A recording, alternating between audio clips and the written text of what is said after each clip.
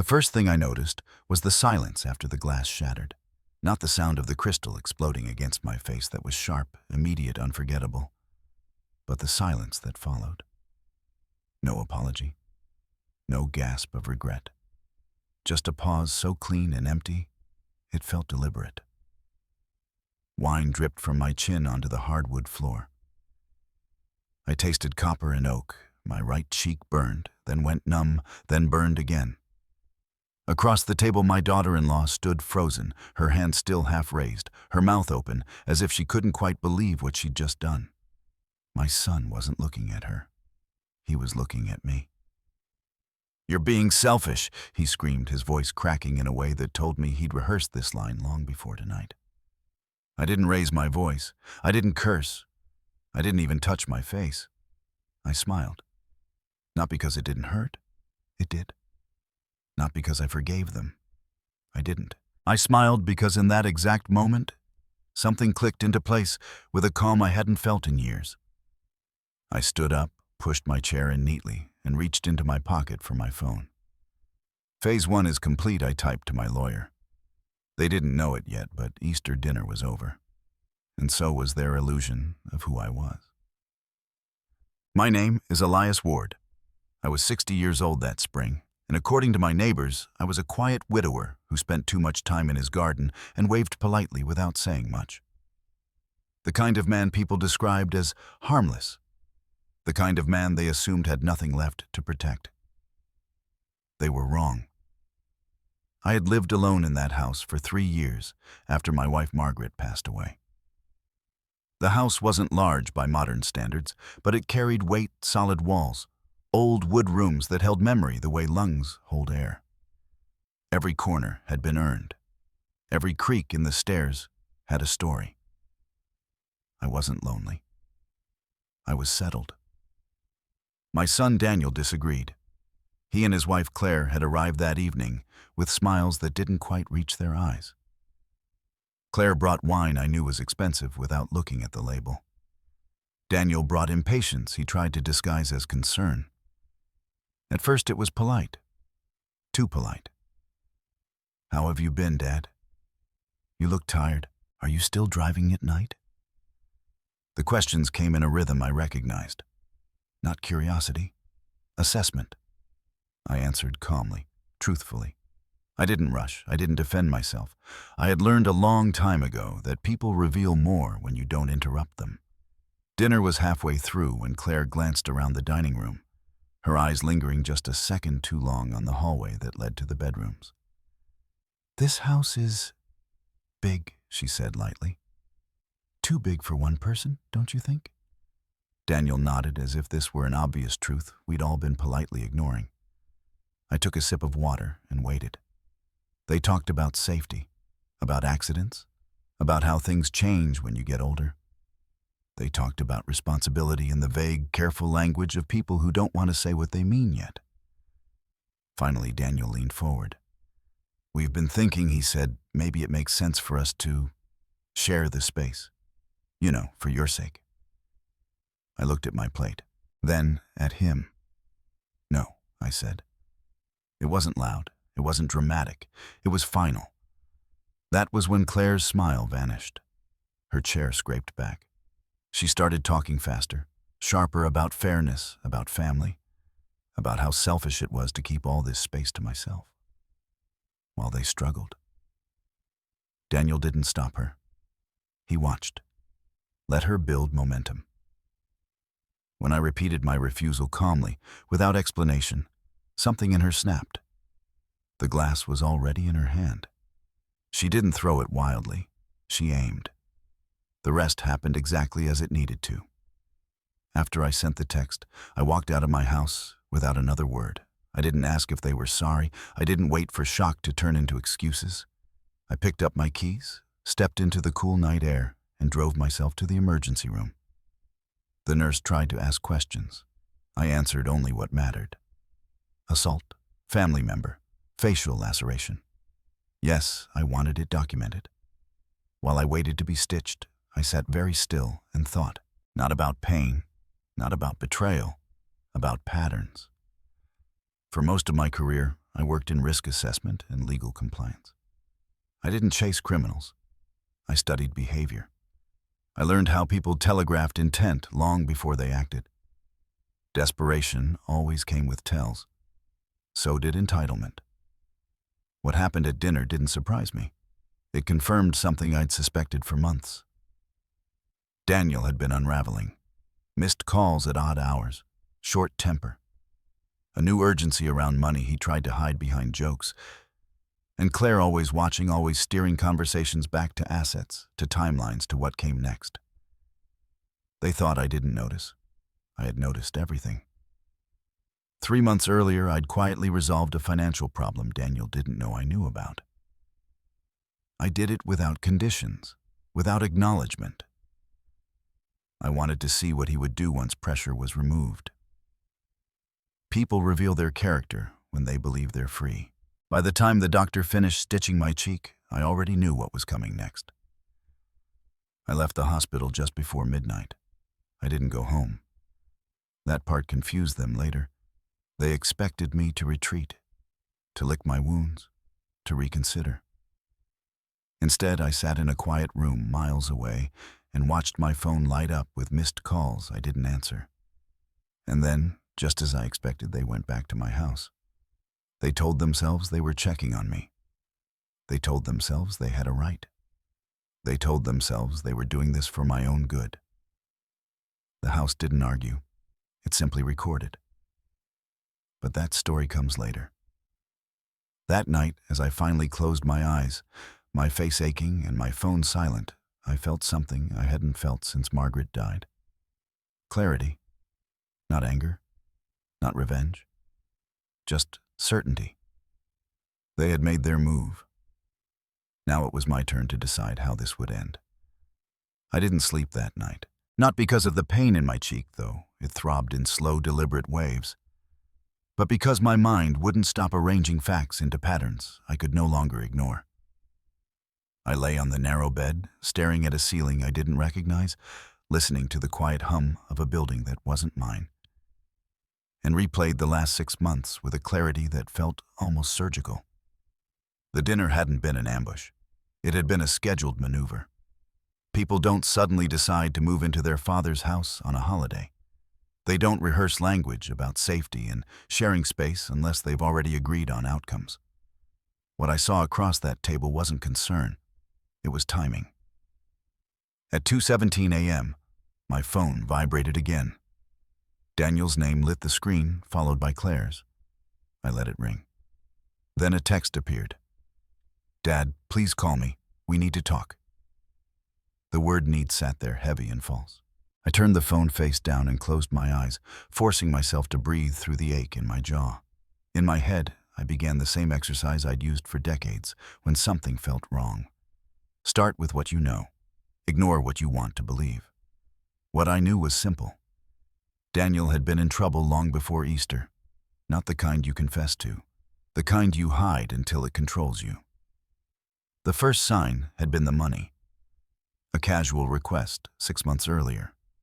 Not a plea, a suggestion. He'd mentioned a short-term cash crunch, brushed it off with a laugh, said he had something in motion. I'd told him no, then gently, and watched his eyes flicker with something too sharp to be disappointment. The second sign had been urgency.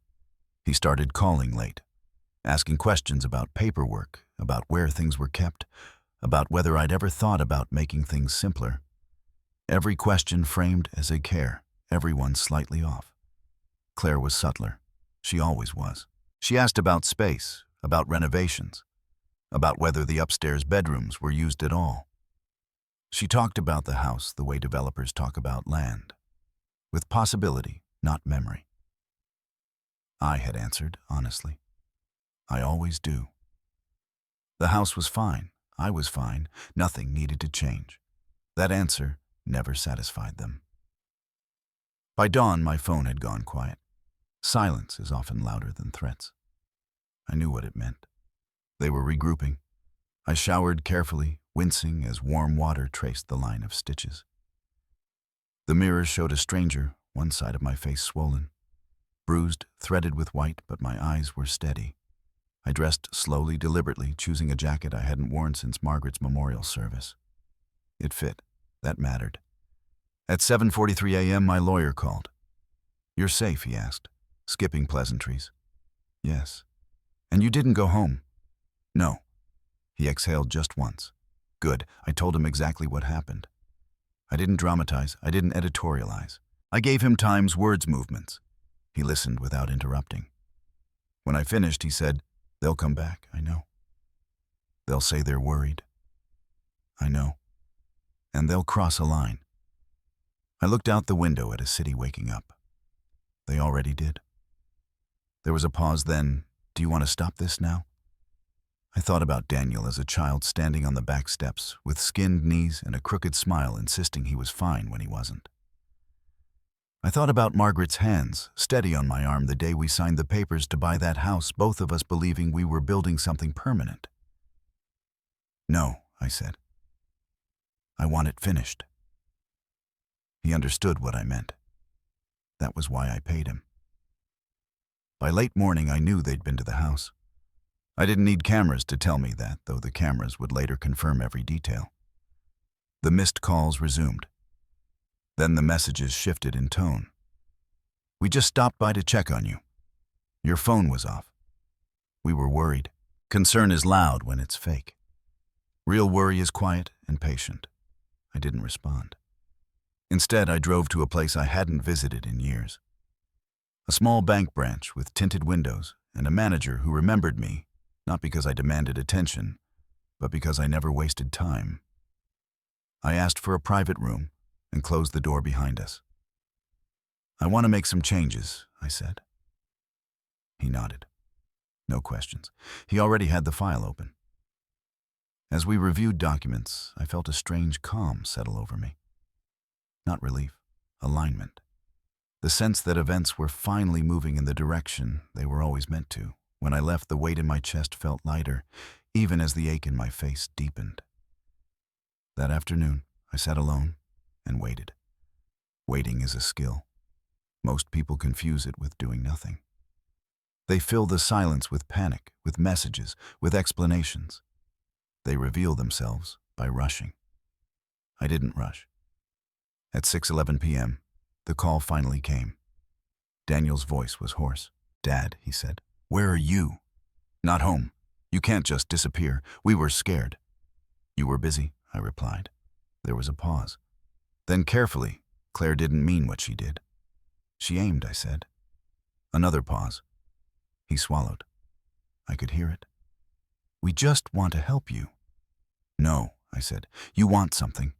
His breath caught. For a moment, I thought he might confess. Say my name the way he used to when he was cornered by the truth. Instead, he said, "You're making this harder than it needs to be." That was the moment I knew. "I'll call you later," I said, and ended the call. I sat there long after the screen went dark, listening to the distant sounds of traffic, thinking about choices. About how many times I had chosen grace over boundaries. About how often kindness is mistaken for consent. That evening, as the sky dimmed and the city lights flickered on, I imagined them standing in my living room, telling each other stories that justified what they were about to do next. I imagined Claire pacing Daniel, rubbing his temples. Both of them convinced I was scared. They always underestimate silence. By the time night settled in fully, I had made peace with something I hadn't wanted to face. Whatever happened next, I wouldn't intervene to save them from themselves. Not anymore. I turned off my phone and sat in the dark, letting the quiet do its work. They believed I had walked away. What they didn't understand was that stepping back had always been part of the plan. By the third day, the pain had settled into something dull and manageable, which made room for a different kind of awareness. I noticed how quiet the neighborhood was in the afternoons, the way the mail truck rolled past at exactly the same time, the way Mrs. Klein across the street watered her roses without ever looking up. From the outside, my life had returned to its familiar rhythm. Widower, retiree, no drama, no trouble. Inside, everything was moving. I had learned early in my career that people rarely change behavior under pressure. Pressure only reveals what was already there. If you want the truth, you remove the pressure and watch what fills the space. That was why I hadn't confronted Daniel before Easter. That was why I hadn't asked questions he could lie to. I'd been watching instead. And what I'd seen wasn't good. It started small. Daniel stopped coming by unannounced. He used to once a week, sometimes just to sit at the table and drink coffee. That stopped. In its place came texts asking when I'd be home, whether I'd be out that evening, whether I'd lock the back door. Questions framed as concern, but timed like reconnaissance. Claire's visits changed too. She lingered less in the living room and more in the hallway. She asked where I kept important things. She laughed it off when I raised an eyebrow, said she was just curious, said she worried I might forget. I didn't forget. The house itself became part of the test. I stopped offering information. I answered only what was asked. I let silences stretch. People fill silences when they're nervous. Daniel filled them with explanations. Claire filled them with plans. By the time Easter came around, I already knew how they would approach it. The holiday wasn't sentimental to them. It was strategic. A family gathering made demands sound softer. Witnesses made refusals feel rude. And holidays have a way of disarming people who don't want to spoil the mood. They thought I was one of those people. The night after the hospital, I reviewed everything I had already put in place and made a few adjustments. Nothing dramatic, nothing illegal, everything documented. I'd installed the cameras months earlier after a series of break-ins 2 streets over. That was the reason on paper, and it was true. The system was legal visible where it needed to be disclosed, where disclosure was required. I didn't hide anything that wasn't meant to be hidden. I just didn't announce what didn't need announcing. The coverage was clean. Entry points, common areas, angles that showed intent without intruding on privacy. The audio wasn't constant, only triggered only where permitted. I knew the laws. I'd written policies around them for companies that didn't like being told no. The house wasn't a trap. It was a record. On the 4th day, Daniel showed up. I watched from the kitchen window as his car pulled into the driveway and sat there longer than necessary. He didn't get out right away. He stared at the front door, rubbed his face, checked his phone. When he finally knocked, it was tentative, the way people knock when they don't know if they're welcome. I opened the door just enough to see him. "Dad," he said. His eyes flicked to my cheek. "Jesus, it'll heal. Can I come in now?" He blinked. The word landed harder than the glass had. "I just want to talk. We're talking." He shifted his weight, glanced over his shoulder, as if Claire might materialize behind him. "You scared us. You disappeared. I went to the hospital. You didn't answer your phone. I didn't want to. That did it." His concern cracked and irritation seeped through. "You don't get to shut us out," he said. "We're your family. Family doesn't throw glass," I replied. He flinched. Claire lost her temper. "She made a choice. So did you," he snapped. "You're acting like a victim." I studied him, then really studied him. The tightness around his mouth, the impatience, the way his eyes kept drifting past me into the house. "I'm not a victim," I said. "I'm a homeowner. That's not what I meant. It's what I heard." For a moment, he looked like he might say something honest. Then his jaw set and the mask slid back into place. "You're making this bigger than it needs to be," he said again. "No," I replied. "I'm finally seeing it clearly." I closed the door before he could respond.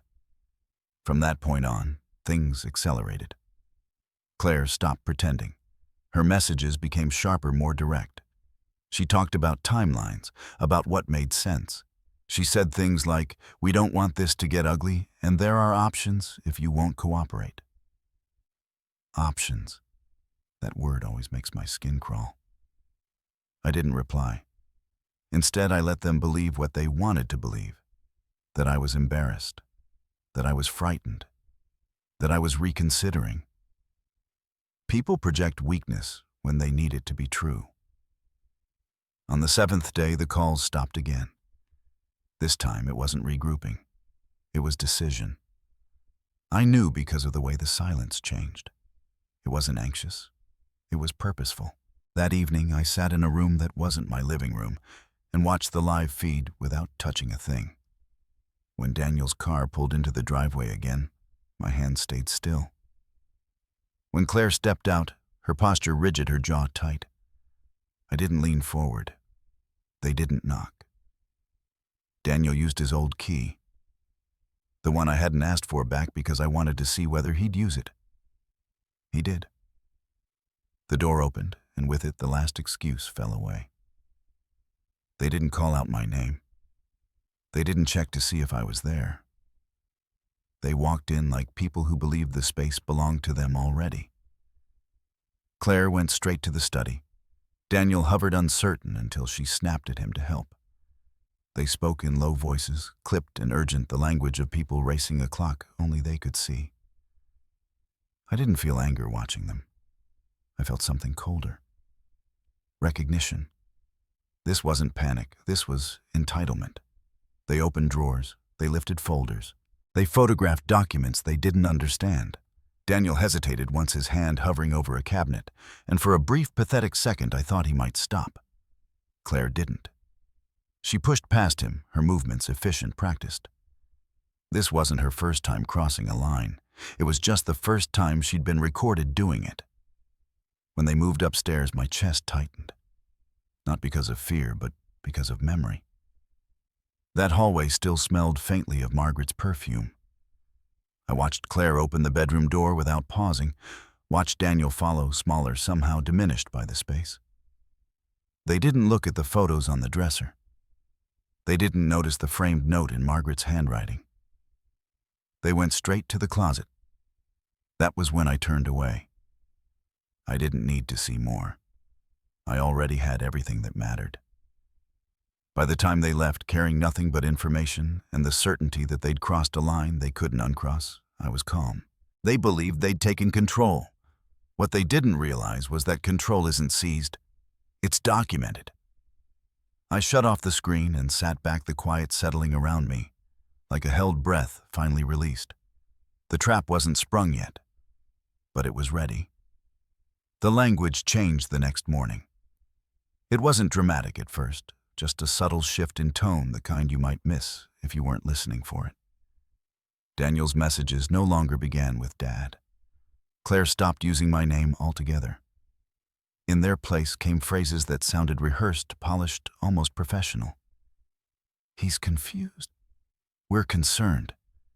This isn't safe for him anymore. I read each message once and set the phone down. Words like those aren't meant to communicate. They're meant to position. In my line of work, we called it narrative control. You establish the story early, repeat it often, and make anyone who disagrees sound unreasonable. Facts become inconvenient. Age becomes leverage. Silence becomes proof. By noon, the calls started coming from numbers I didn't recognize. A neighbor I barely spoke to asked if I was doing all right. A former colleague left a voicemail about rumors that I'd had a fall. Someone from the community association emailed about support options for seniors living alone. It was happening faster than I'd expected. They weren't just reacting to being told no. They were building a case. I sat at the kitchen table with a cup of coffee I didn't drink and thought about how many times I'd seen this play out for other people.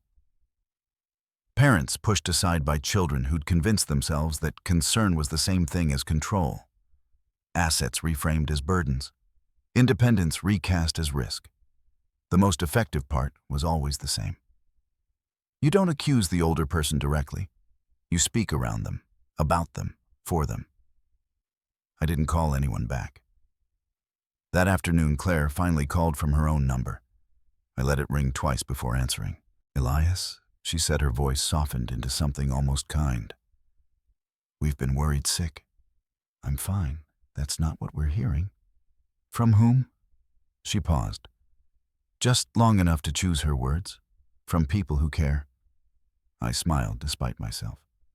"Then tell those people I appreciate the concern." "This isn't a joke," she snapped, the softness cracking. "You scared everyone. You left. You shut us out. I left after you threw a glass at my face. That's not fair, she said quickly. You know it wasn't like that. It was exactly like that. Silence. Then a sigh, heavy and theatrical. You're not thinking clearly, she said. You're upset. Anyone would be. But this is bigger than one night. You're right, I said. It is. She seized on that. Then let's be adults about it. Let's talk about next steps. Next steps for whom? For you, she said without hesitation. For your care, for the house, for all of this. There it was, clean, unvarnished. You don't get to decide that, I said. She laughed short and sharp. Someone has to. I ended the call. Within the hour, Daniel tried again. His voice was strained, tired in a way that wasn't new, but was suddenly exposed. She didn't mean it like that, he said. She's just practical. She's ambitious, I replied. He didn't deny it. You're making enemies you don't need, he said. People are talking. Let them. You can't fight everyone. I'm not fighting, I said. I'm declining. He exhaled long and frustrated. You're being stubborn. No, I said. I'm being precise. That word landed between us like a door slamming shut. The rest of the day unfolded exactly as I'd predicted. More calls, more concern, more carefully worded messages that framed me as fragile without ever using the word. I let them all pass. Instead, I reviewed what I already had. Not the footage that could wait, but the transcripts, the timestamps, the pattern of escalation. I noted who called whom, when, and with what language. Concern had turned to coordination. Care had turned to containment. By evening, they'd stopped asking how I was and started discussing what should be done. That's the moment people cross the line without realizing it. I went for a walk just before sunset. The air was cool, the kind that clears your head. A man from 2 houses down nodded as I passed, his expression uncertain. He opened his mouth as if to say something, then thought better of it. I wondered what version of me he'd been told. Back home, I sat in the living room with the lights off and listened to the house settle. The walls creaked softly the way they always had. This place had outlasted arguments, illnesses, births, deaths. It would outlast this too. Around 9 p.m., I received a message that told me everything I needed to know. We're doing this because we love you. Please don't make us take formal steps. Formal steps. The phrase was deliberate, vague enough to sound reasonable, threatening enough to unsettle someone who didn't know better. I typed a response and erased it. Then another. Finally, I put the phone down without replying. If they wanted to escalate, they would do it with or without my consent. And they did. Just after midnight, a notification appeared from a financial institution I hadn't visited in years. An inquiry. Not a breach, not yet, but a question that shouldn't have been asked. Someone had tried to access information they weren't authorized to see. I forwarded the alert and closed my laptop. The house was no longer just a witness. It was a boundary. I slept better that night than I had since Margaret died. Not because things were resolved, but because they were finally clear. The next morning, the tone shifted again. The messages grew shorter.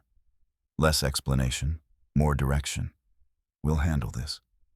You don't have to worry anymore. We're taking care of it. It would have been almost funny if it weren't so familiar. By midday, Claire showed up again. I didn't open the door this time. I watched from the camera as she stood on the porch. Arms crossed, jaw set. She rang the bell twice, knocked once, then pulled out her phone. She didn't leave a message. She made a call. I recognized the posture immediately. The slight turn away from the house. The lowered voice. The nodding. She was explaining, framing, selling. I didn't need audio to know what she was saying. He's not well. He won't listen. We're worried he might hurt himself. I let her talk. When she finally left, I felt no triumph. Only a quiet resolve settling into place. They had chosen their path.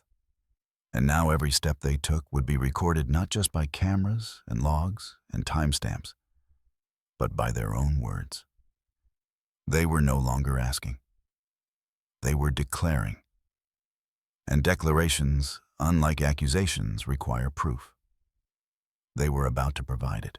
The first time they touched what wasn't theirs, I felt it in my chest, like a held breath breaking. It wasn't money. Not yet.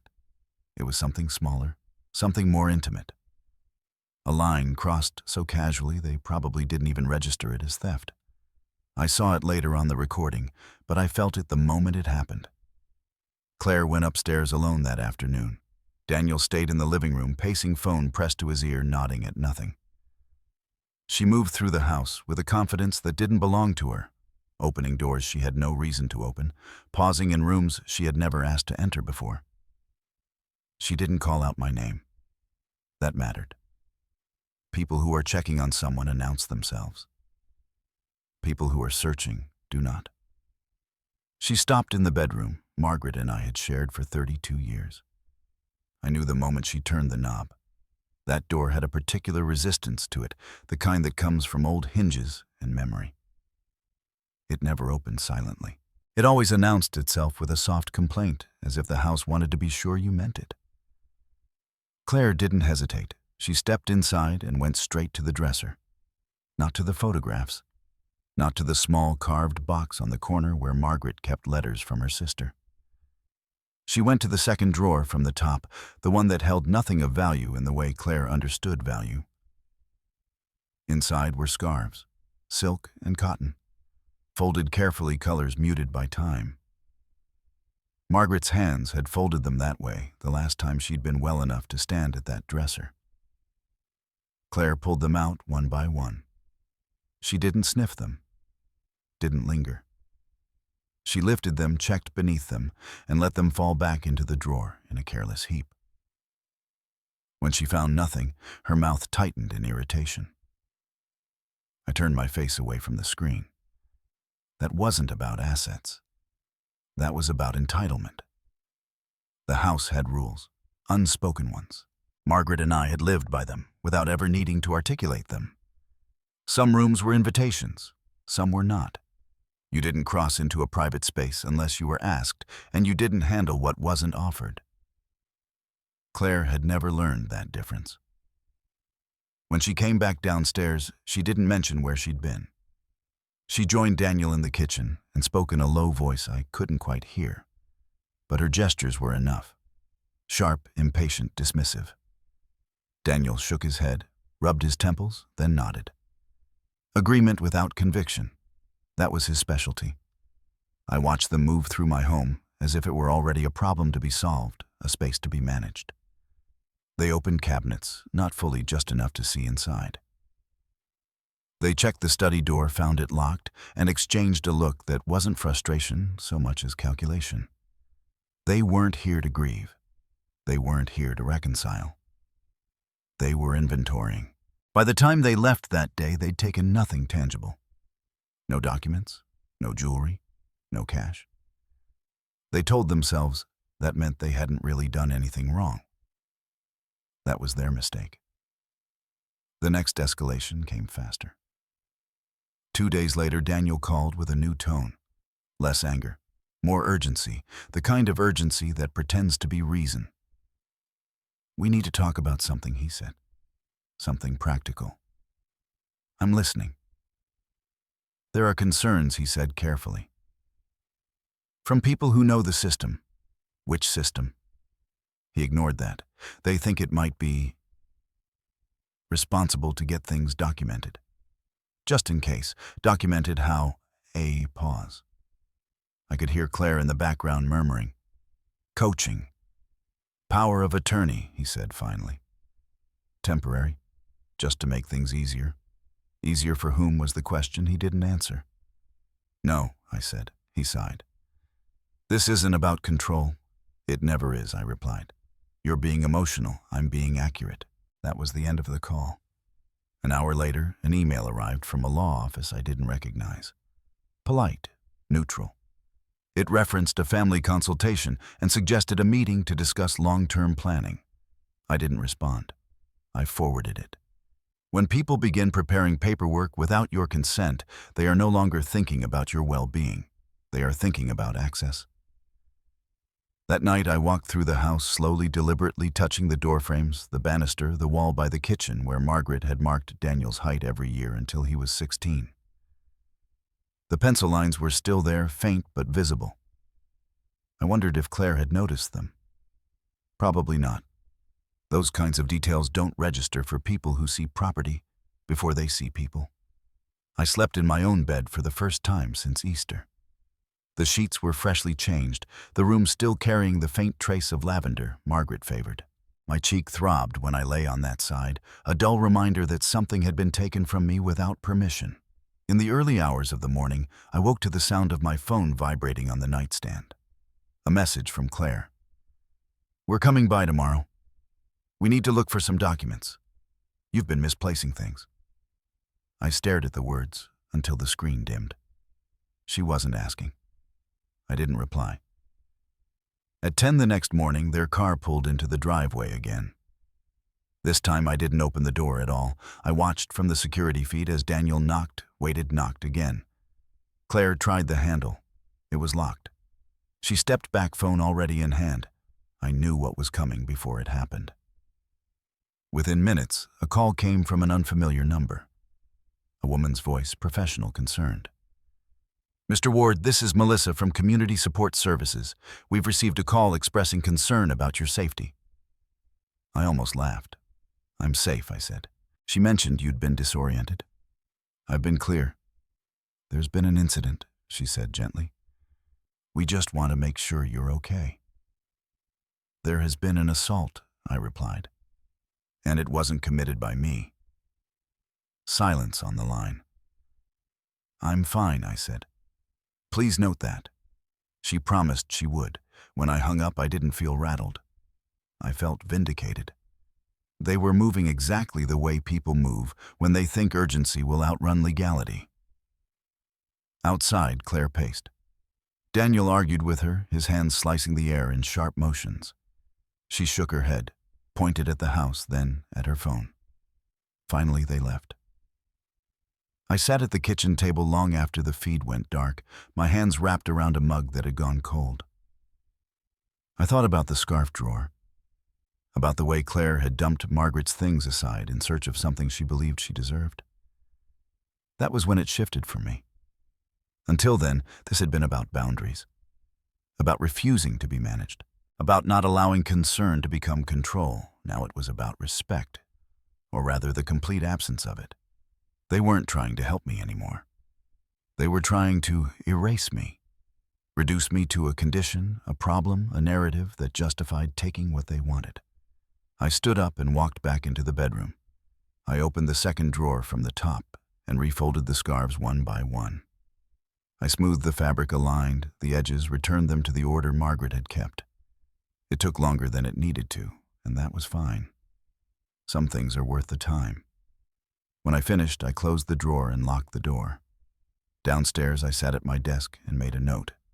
Not in anger, not in haste. Just a simple line written clearly. Unauthorized entry. Personal effects disturbed. Intent escalating. I didn't need to label it theft yet, but it was getting close. And the closer they came, the less room they had to deny what they were doing. They believed they were claiming space. In reality, they were shrinking it until there would be nowhere left to stand without being exposed.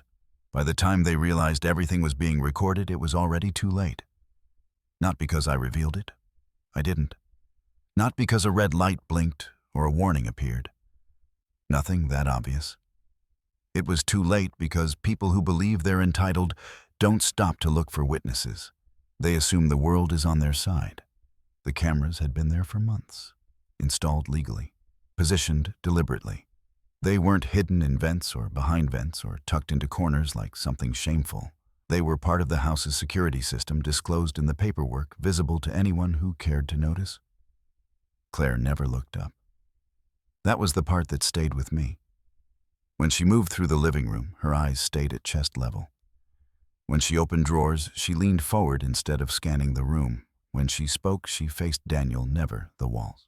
People who expect resistance watch doors. People who expect consequences watch corners. She watched neither. The first full recording I reviewed that morning was quiet.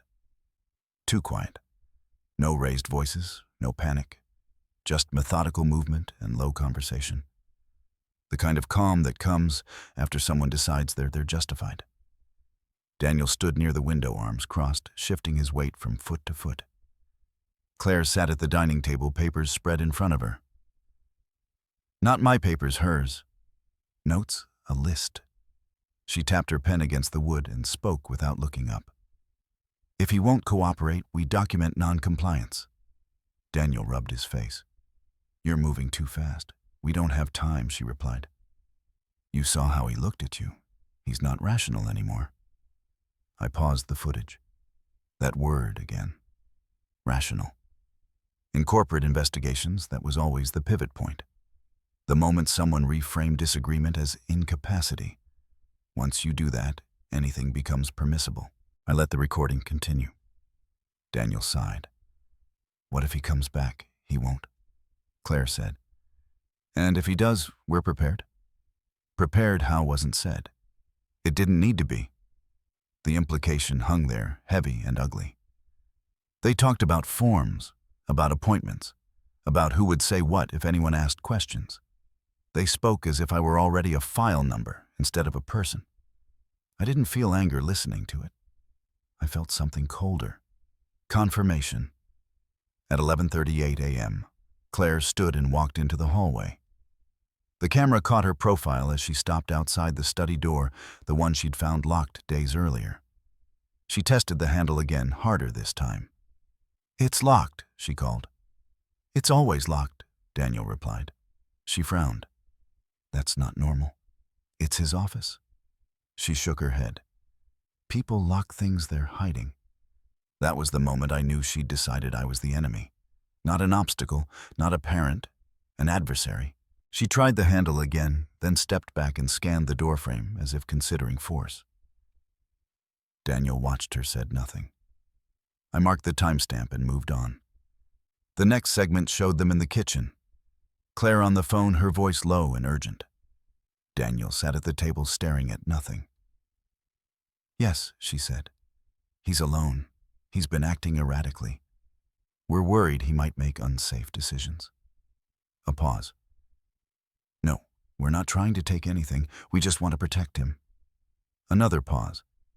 Yes, we can meet. As soon as possible. She hung up and looked at Daniel with something like relief. It's moving, she said.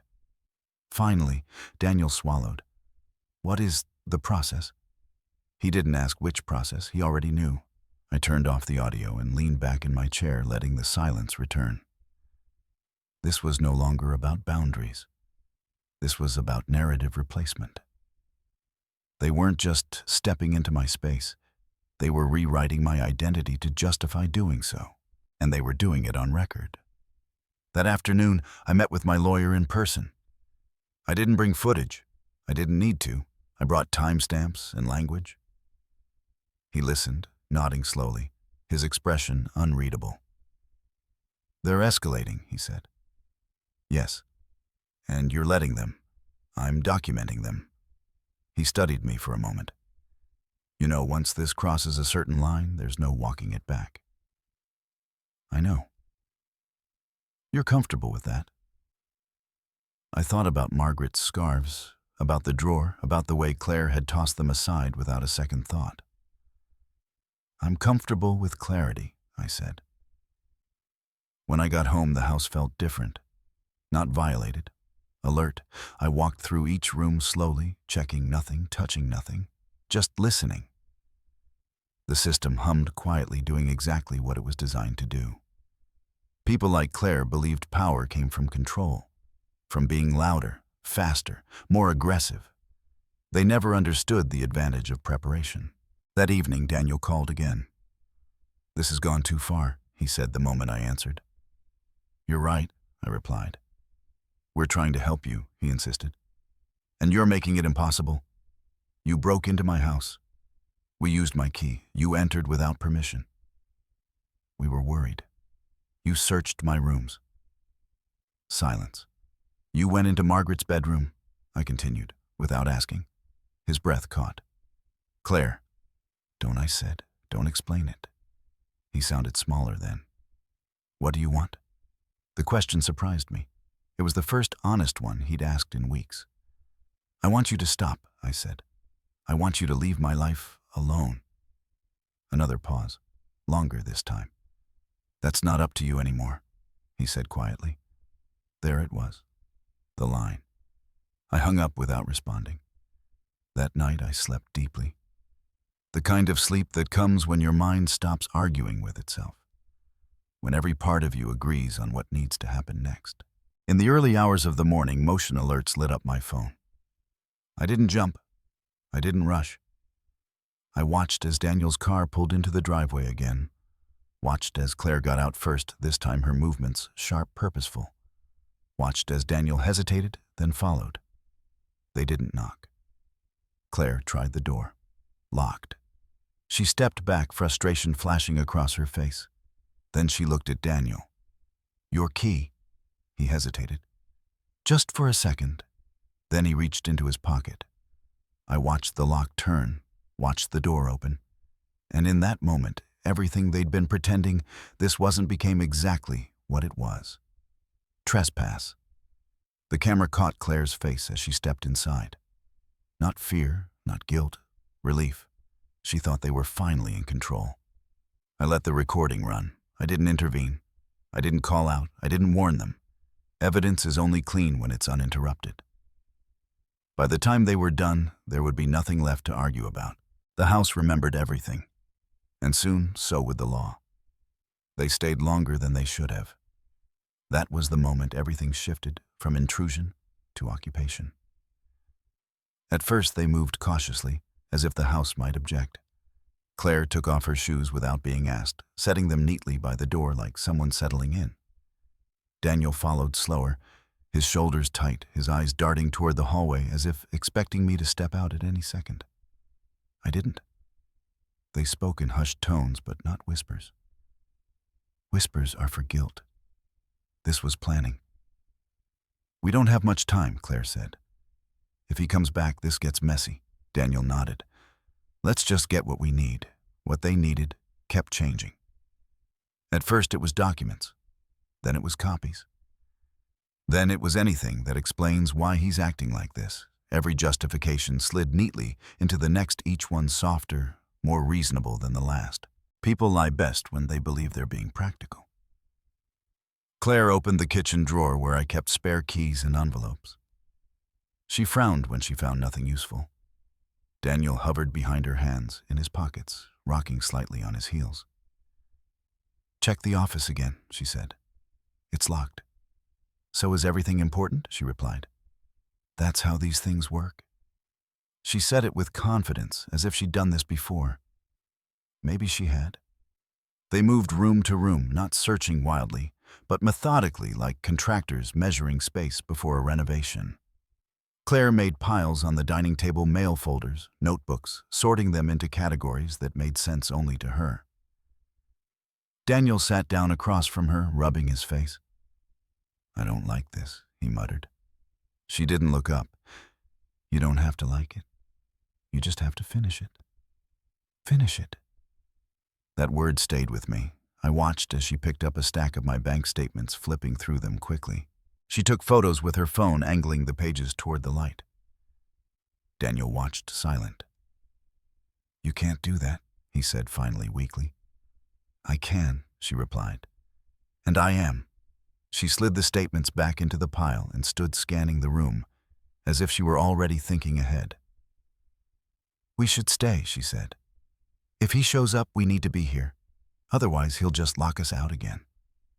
Daniel looked toward the door. Is that legal? She smiled tight and humorless. We're family. Family. The word had become a shield for everything else. They didn't leave. Instead, they started rearranging. Claire moved a chair closer to the table. She stacked the papers neatly, aligning the edges. She placed her phone face up beside them, plugged into the wall as if this were her workspace now. Daniel walked into the living room and picked up a framed photo of Margaret and me on the beach, taken years ago. He stared at it for a long moment, then set it down face down on the shelf. I felt something tighten in my chest then. Not anger. Grief sharpened by clarity. At 12:42 a.m., Claire made a call. She stepped into the hallway, turning her back to the room, lowering her voice just enough to feel private. "Yes," she said. "We're here now." A pause. "No, he's not. He left earlier. Hospital, we think." Another pause. "I don't know where he is." "That's part of the concern."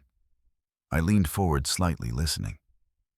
"Yes, we believe he's confused, disoriented. He's been making strange decisions." She glanced back at Daniel, who was watching her with a mixture of fear and relief. "We're worried he's a danger to himself," she continued. "We just want to stabilize things." Stabilize, another careful word. She listened, nodded, scribbled something on the back of an envelope. "Yes, tomorrow morning. That works." She hung up and exhaled a satisfied sound. "It's in motion," she said. Daniel swallowed. "What is—" She looked at him, impatience flickering across her face. "The solution." He didn't ask more. He didn't need to.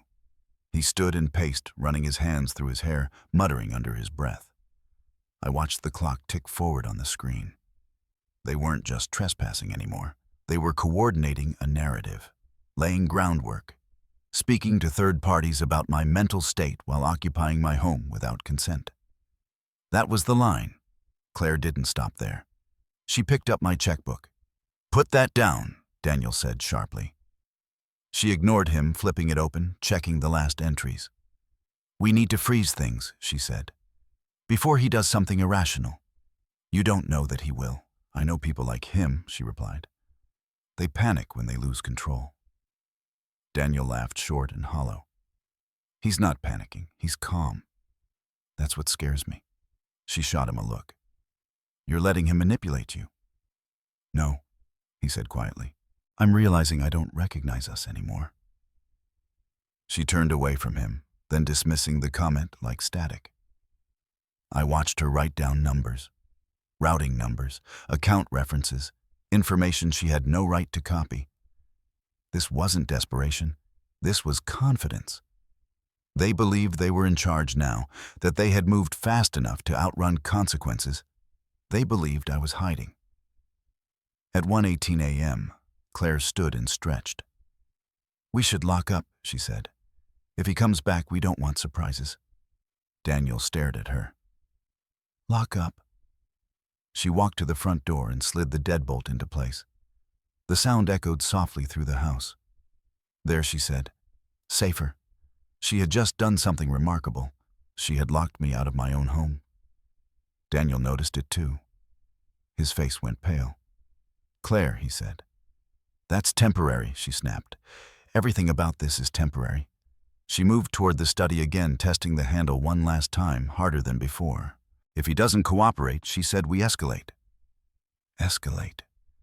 The word carried weight now. I sat back and let the recording continue. I didn't intervene. I didn't call the police. I didn't send a warning text. Stopping them now would only muddy the water. It would introduce questions, arguments, explanations. I didn't want explanations. I wanted inevitability. At 1:46 a.m., Daniel finally sank into a chair, elbows on his knees, head in his hands. "This is wrong," he whispered. Claire didn't answer. She was already planning tomorrow. When they finally gathered their things, papers, notes, photos on their phones, they didn't clean up. They didn't restore anything they'd moved. They left the house, altered, rearranged, claimed. Claire checked the lock again before they left. "Tomorrow," she said, "we finish this." They walked out, locking the door behind them. I watched the taillights disappear down the street. The house was quiet again, not peaceful, ready. I turned off the live feed and looked at the timestamps one last time, committing them to memory. Every action, every word. Every decision they thought no one would see. They had stayed too long. They had said too much. They had crossed every line that mattered. I picked up my phone and sent a single message. Now. Phase 1 was no longer preparation. It was complete. They came back the next night believing the house was empty. Not abandoned, empty. There's a difference. Abandoned places make people cautious.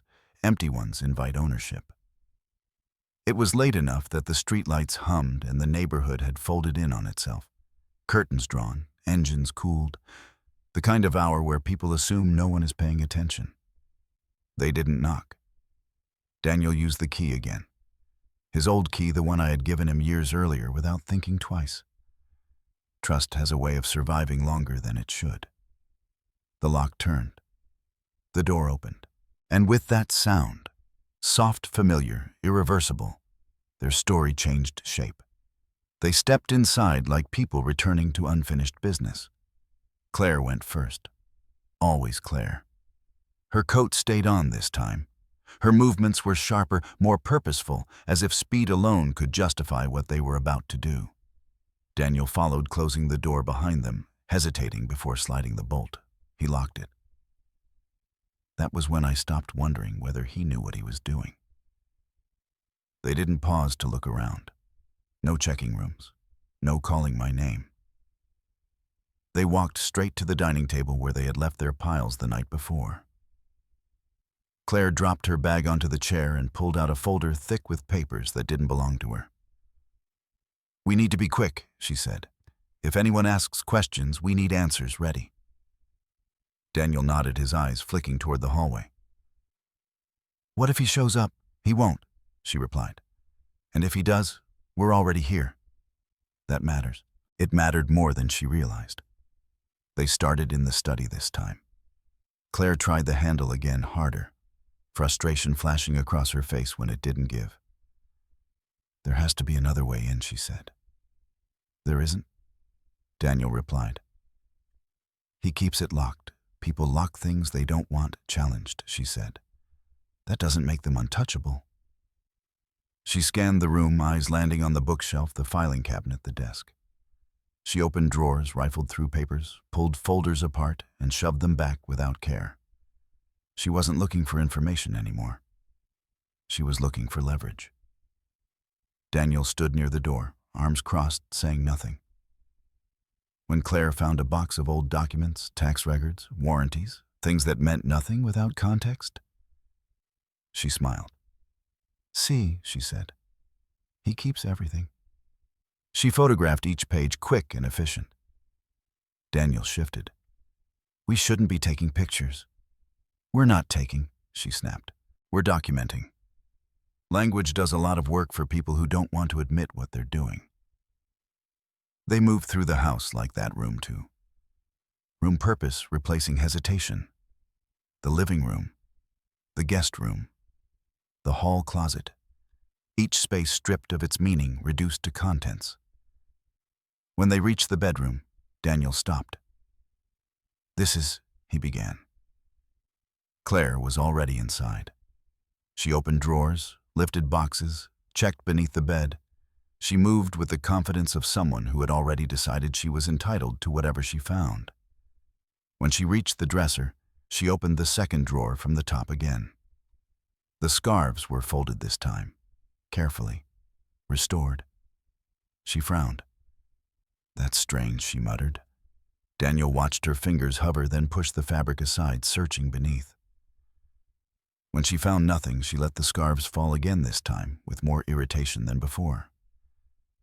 "He's hiding it somewhere else," she said. He always was secretive. Daniel didn't answer. They didn't linger in the bedroom. There was nothing there they could use, and that made it unimportant. They moved on. The kitchen was next. Claire opened cabinets, checked behind appliances, pulled open the drawer where I kept envelopes, receipts, notes Margaret had written in a looping hand. She flipped through them without reading, then tossed them back. Daniel picked one up, stared at it, then put it down. "She wrote these," he said quietly. Claire didn't look up. "Focus." They talked about timelines again, about what would happen if I refused to cooperate, about who would call whom in the morning, about how quickly things could move once the right people were involved. Every word stacked neatly on top of the last building, something they believed would hold. They never noticed the cameras. Not once did Claire glance up. Not once did Daniel question why the corners of rooms seemed to watch them back. They moved through the house, assuming privacy, assuming control, assuming silence meant safety. They were wrong on all three counts. At one point, Claire pulled a folder from her bag and spread it across the table. Inside were forms, official-looking, half-filled. "Once this is signed," she said, tapping the page, "everything gets simpler." Daniel stared at the blank line. "He won't sign." "He doesn't have to," she replied. The words sat there heavy and unmistakable. Daniel swallowed. "That's not what we agreed." "This is what reality looks like," she said. "You can't save him from himself." Save him. That word again. Always the same justification, always hollow. They stayed for over an hour. Long enough to erase any doubt, long enough to cross from curiosity into intent. Long enough to turn trespass into something much harder to explain away. Claire packed up the papers she had brought. She slipped the folder into her bag, zipped it closed, and stood. "We should go," she said. "We've got what we need?" Daniel nodded, though his face had gone pale. He took one last look around the room at the furniture, the walls, the framed photos. He hesitated by the door. "Should we put things back?" he asked. Claire shook her head. "Why, he won't notice?" She was wrong. They left the house as they had entered it, quietly, confidently, locking the door behind them. The street swallowed their car, the sound of the engine fading into the night. Inside, the house settled. Chairs out of place, drawers misaligned, papers disturbed. Nothing stolen outright, nothing missing enough to spark immediate panic. But everything altered. I watched it all later, frame by frame, without rushing. I didn't need to rewind often. Their intentions were clear enough the first time through. They hadn't come to check on me. They hadn't come to talk. They had come to prepare. And preparation, when done without consent, leaves a very clean trail. The house hadn't stopped them. It hadn't needed to. It had done its job quietly, completely, without opinion. It remembered everything. They believed they were walking into an empty space. What they walked into was a record that would outlive every excuse they were already rehearsing. And by the time they realized that the doors they thought they controlled would no longer open for them at all, I had already paid his debt before he ever raised his voice at me. That was the part no one saw coming. Not Daniel, not Claire. Not even the version of myself I used to be, the one who believed that help given quietly would inspire honesty in return. It started months before Easter, long before the glass, and the blood, and the silence that followed. I noticed the signs the way I always had, the way you do when your job trains you to look past words and into patterns. Daniel stopped sleeping. His calls came late and ended early. He laughed too quickly at things that weren't funny, and avoided conversations that lingered too close to money. I didn't confront him. Confrontation invites performance. I watched instead. There was a missed payment here, a panicked email there, a sudden urgency about timelines he refused to explain. When I traced it back carefully legally, it led to a problem large enough to ruin him if it surfaced publicly. Not criminal, but close enough to destroy the future he was trying so hard to protect. I sat with that knowledge for a long time. I could have asked him directly. I could have demanded honesty, forced a confession, leveraged my help in exchange for transparency. That would have been the efficient approach. I didn't choose efficiency. I chose faith. Through an intermediary who didn't know his name, I cleared the debt in full. No note, no condition, no expectation of gratitude. I made sure it couldn't be traced back to me easily because I wanted to see what Daniel would do when the pressure lifted. When people are desperate, their choices are survival. When they're relieved, their choices are character. For a few weeks after the debt disappeared, Daniel seemed lighter. His shoulders loosened, his temper softened. He stopped calling at night. For a brief moment, I thought maybe I'd been wrong. Maybe this would end quietly the way good things sometimes do.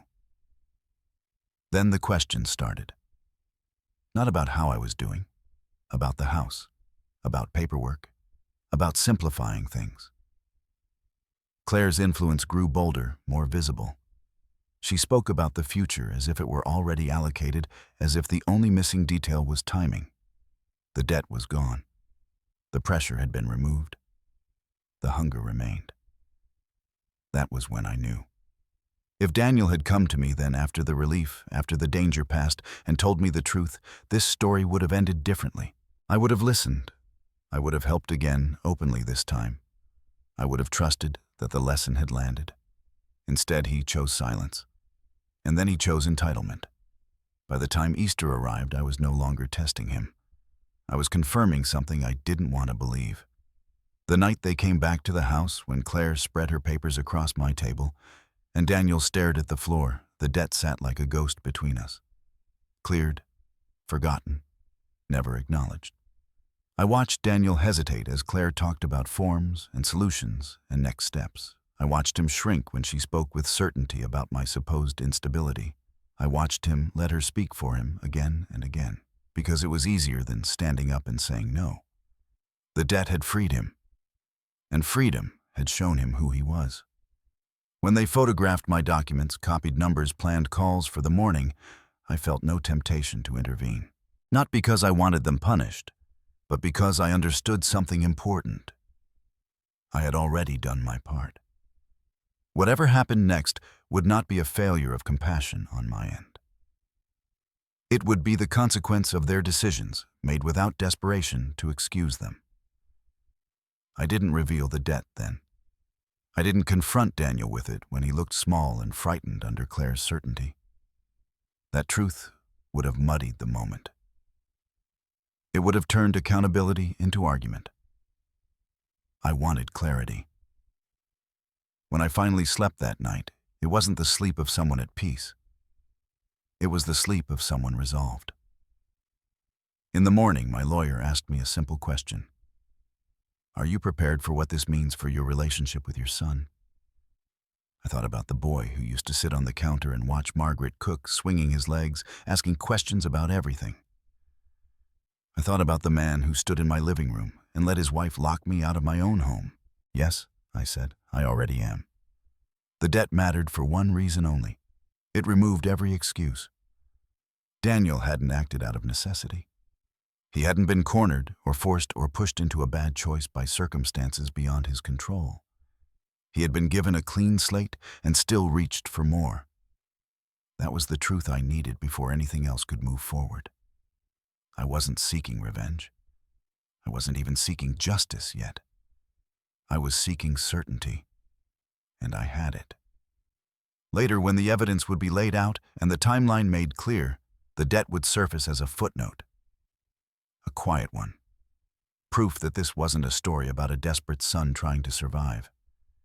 It was a story about a man who mistook kindness for weakness and believed relief entitled him to ownership. By the end of that day, I had made my final internal decision.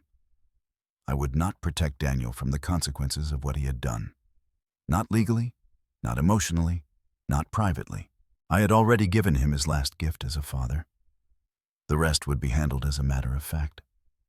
As I sat alone in the house that evening, refolding papers, realigning chairs, restoring small signs of order, I felt a strange calm settle over me.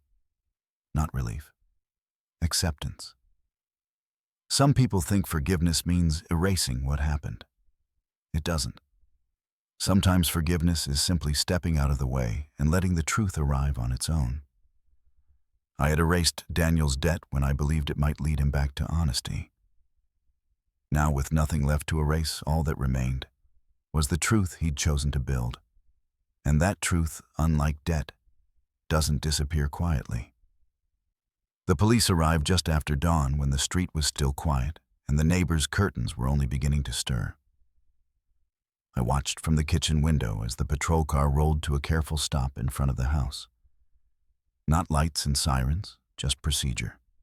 Calm. Measured. Exactly how this kind of thing should happen when emotion has already burned itself out. By then, Daniel and Claire had been inside for nearly 3 hours. Long enough to cross lines they couldn't uncross. Long enough to leave fingerprints where none should have been. Long enough to turn suspicion into certainty. I didn't go outside. I didn't announce myself. I stayed where I was, coffee untouched on the counter, hands steady, breathing slow. This was not the moment to rush. This was the moment to let the process work. The knock came next, firm, professional. Police. Mr. Ward. I opened the door and stepped onto the porch, keeping my expression neutral. I didn't look surprised. I didn't look frightened. I looked like a man who had been expecting company. "Yes," I said. "Good morning." The older officer introduced himself. His partner stood slightly behind him, eyes already scanning the doorway, the interior the faint disarray Daniel and Claire had left behind in their hurry. "We received a call reporting a possible unauthorized entry at this address," the officer said. "Are you the homeowner?" "I am," I replied. "And I believe the individuals you're looking for are inside." That was all it took. The officers exchanged a glance. The older one nodded once, as if a piece of a puzzle had just slid into place. "Sir," he said, "did you give anyone permission to enter your home last night?" "No," I said calmly. "I did not." That single sentence carried more weight than shouting ever could. They stepped past me, hands resting near their belts, but not yet drawn. The house was quiet in that tense, waiting way that only follows bad decisions. We found Daniel first standing in my study, with his phone pressed to his ear, voice low and frantic. Claire was nearby, rifling through a drawer she had already emptied once before, her movements sharp, impatient. They froze when they saw the uniforms. For half a second, no one spoke. Then Claire recovered. "Oh, thank God," she said, forcing a smile that didn't reach her eyes. "We were just about to call you." The younger officer raised an eyebrow. "Ma'am," he said, "can you tell me why you're inside this residence?" Claire didn't hesitate. She never did. "We were worried," she said. "My father-in-law left the house last night after an incident. He was injured. He's elderly. We thought he might come back and hurt himself." Daniel nodded beside her, a beat too late. "Yes," he said. "We were just checking on things, making sure everything was okay." The older officer turned to me.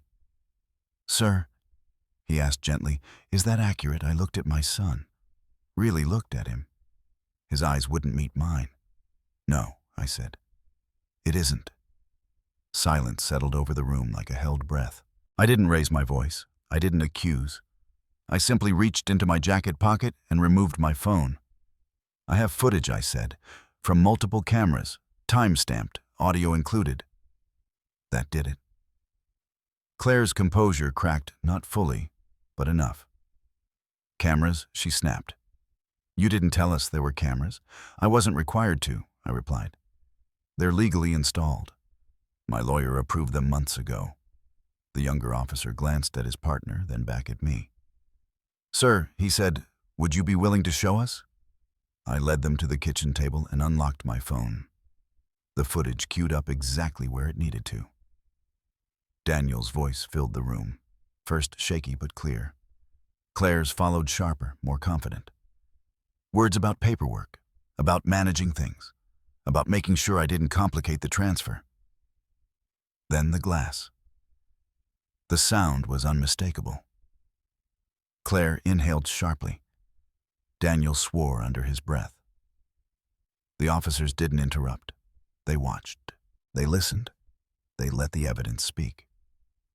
When it ended, the older officer straightened. "Ma'am," he said to Claire, "please step away from the drawers." She scoffed. "This is ridiculous," she said. "He provoked me. He's unstable. You can see that." The officer didn't respond to that. He turned to Daniel instead. "Sir," he asked, "do you have a key to this house?"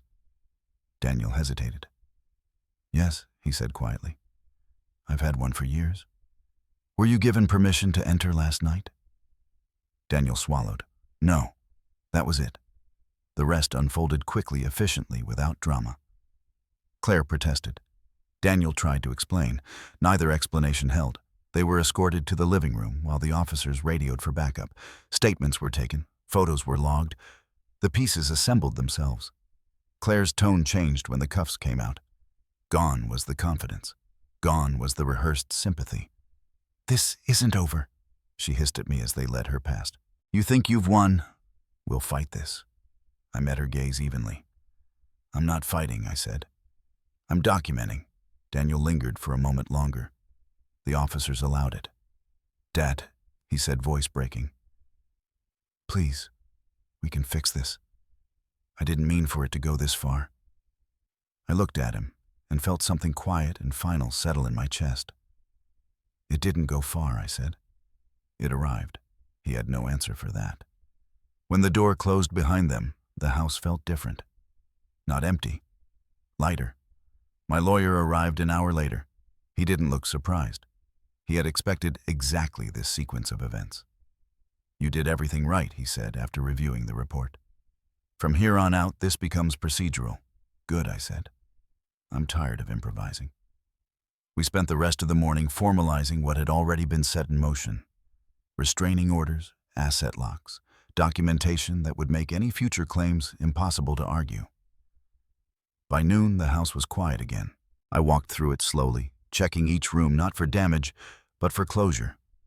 A chair out of place, a drawer left open, small signs of intrusion already losing their power. In the bedroom, I paused by the window and looked out at the garden Margaret had loved. The roses were still there, untouched, unmoved. I thought of Daniel as a child helping me prune them, asking questions he no longer asked. I thought of the man he had become standing in my study lying badly. I didn't feel anger. I felt certainty. Some stories don't end with forgiveness. They end with clarity. And clarity, once achieved, doesn't need to shout. It just needs to stand. The courtroom was smaller than I expected. No grand pillars, no dramatic light. Just pale wood muted carpet and the quiet hum of a system designed to grind emotion down into facts. I arrived early and took my seat without ceremony, hands folded, eyes forward. I didn't look toward the defense table when Daniel and Claire were brought in. I didn't need to. I had already seen them enough. The prosecutor spoke first. Clear, precise. She laid out the sequence as if it were inevitable, a chain of choices leading to a predictable end. Unauthorized entry, assault, attempted coercion, evidence tampering. Each charge was supported not by speculation, but by timestamps and recordings and signed statements. When my name came up, she didn't dramatize it. She didn't have to. I was called to the stand and sworn in. The oath felt heavier than I expected, not because of the promise to tell the truth, but because the truth no longer needed protection. I answered questions simply. Yes, the cameras were installed legally. Yes, I had been assaulted. Yes, I had left the house afterward for medical treatment. No, I had not given permission for entry. Yes, I had provided the footage voluntarily. No, I had not threatened or provoked. Each answer landed quietly like a nail-driven flush. The defense tried to introduce doubt where none existed. Claire's attorney suggested emotional instability. Grief, misinterpretation, stress. I didn't interrupt. I didn't argue. I waited. When my lawyer rose, he didn't attack character. He didn't speculate on motive. He introduced one document and placed it on the projector. A trust agreement. The date was 5 years prior. This, he said, calmly establishes ownership and control of the residence in question. Mr. Ward is not only the occupant, but the sole authority. There is no ambiguity. Claire's head snapped up. Daniel's didn't. Then came the banking records, the debt payment, the timing, the intermediary. My lawyer didn't emphasize it. He didn't need to. The judge leaned forward. "Are you telling the court?" She asked, eyes fixed on Daniel, "that the financial pressure you are claiming justified your actions had already been resolved?" Daniel's lawyer stood flustered. Your Honor. The judge raised a hand. I asked him. Daniel's voice barely carried. Yes, he said. It had. Something shifted in the room then. Not drama. Gravity. The judge turned to me. Mr. Ward, she said, why did you resolve that debt without informing your son? I didn't answer immediately, because the truth deserved the right shape. I wanted to know who he would be, without fear, I said. And I needed to know before I trusted him again. No one spoke after that. Claire testified next. She cried. She blamed. She reframed. She said she felt threatened. She said she was protecting her husband. She said I had manipulated the situation. The footage contradicted her. Every time. The glass, the words, the timeline, all of it lived outside her narrative, untouched by performance. When the verdict came, it was not delayed. Guilty. On all counts. Daniel's sentence was lighter. The judge acknowledged coercion, weakness, the absence of prior offenses. Still, the punishment was real. Probation, mandatory counseling, restitution. Claire's was not. The judge spoke directly to her. You were not acting in defense, she said. You were acting in pursuit. Of control, of property, of advantage. That makes this not a lapse, but a pattern. The gavel fell. Just once. I didn't look back as they were led away. Outside, the air felt sharper, cleaner. My lawyer stood beside me on the courthouse steps. It's over, he said. I nodded. But we both knew that wasn't entirely true. That evening, I returned to the house alone. The locks had been changed. The rooms restored. The silence was no longer charged. I walked through the hallway, slowly touching nothing, just observing. In the study, I paused by the desk where Daniel had once sat as a boy, spinning in the chair, asking questions about everything he saw. I remembered how proud he'd been when he learned to read numbers the way I did. That memory didn't hurt. It clarified. Somewhere along the way, he had stopped wanting to understand and started wanting to possess. I poured a glass of water and sat at the kitchen table, the same one where the glass had shattered. The mark on the wood was faint now, sanded and sealed. Not erased, preserved. I thought about the debt again, not with regret, but with finality. I had given him the benefit of trust when it mattered most. I had removed the excuse before the choice was made. That mattered. It meant the outcome belonged to him. In the weeks that followed, letters arrived. Apologies, explanations, requests. I read none of them. I forwarded them to my lawyer and returned to my routines. The garden came back first. Then the mornings. Then the quiet confidence that nothing was about to be taken from me again. I didn't feel victorious. I felt complete. There is a difference between revenge and resolution. Revenge is loud. Resolution is still. Resolution is knowing you did not abandon your values to defend them. When I slept that night, it was uninterrupted. No dreams, no rehearsals, just rest. The kind that comes when nothing is unresolved and no truth remains unspoken. By morning, the story was already moving on without me. And that was exactly how I wanted it. A year has passed since the night the glass shattered, and everything I thought was fragile proved otherwise. The house is quiet in a different way now. Not the brittle silence of waiting, but the settled kind, the kind that comes. After storms have moved on and left the air clean. I wake early most mornings, not because I have to, but because I want to. Light comes through the kitchen window just the way Margaret liked it, soft and patient, as if nothing here ever needed to be rushed. People sometimes ask me if I regret how things ended. They ask it carefully, as if regret is the polite emotion expected of a father who lost his son without burying him. I understand the question. I just don't give the answer they're looking for. Regret assumes there was another version of the truth that would have held if I had acted differently. But I didn't choose this outcome in anger. I didn't even choose it in pain. I chose it in clarity. Daniel made his choices after the danger had passed. Claire made hers with full confidence she would never be challenged. and I made mine when I decided that dignity once surrendered is rarely returned. The court case closed. The records were sealed. Life moved on the way it always does when the noise finally stops. I did not attend the final counseling sessions Daniel was ordered to complete. I did not respond to the letters he sent afterward, the ones written in careful handwriting that tried to sound like accountability but still leaned too heavily on circumstance. I didn't block him. I didn't punish him. I simply stopped participating in a relationship that required me to disappear in order to function. That distinction matters. Margaret used to say that love without boundaries isn't love. It's surrender dressed up as kindness. I didn't understand what she meant until I lived it. Until I watched my own compassion become a doorway others felt entitled to walk through. The house still belongs to me, legally, practically, emotionally. But more importantly, so does my peace.